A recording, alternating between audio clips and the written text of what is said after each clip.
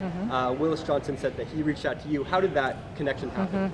Yeah, he reached out to me and he just indicated that he wanted to help us in some efforts that we may be doing to support other governors in making sure that we were focusing on national security. So, this is something that my team have been talking about for quite some time, recognizing the crisis we have on the southern border, and then receiving the letter from the governors of Arizona and Texas, knowing there was an ask. So when he offered, we looked at the general fund and the budget and thought that that was wonderful that he would partner with the state in some of our funding issues.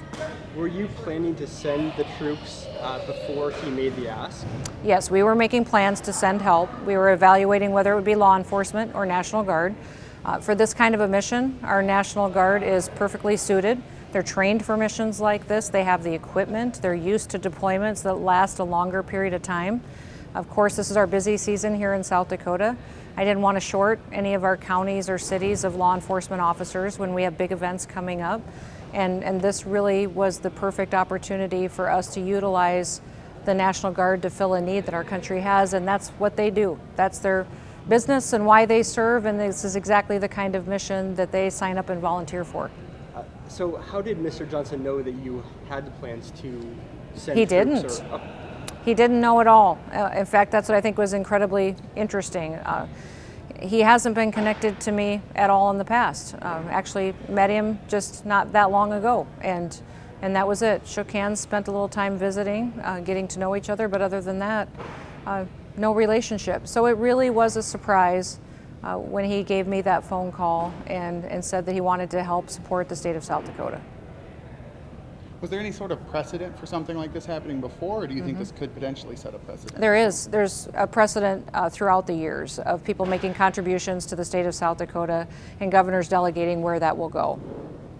I don't know if you care to respond to some of the criticism or concerns that have been raised in terms of, to be blunt, people have said this makes the National Guard into a mercenary force. How would you respond to that? That's absolutely untrue. That's not it at all.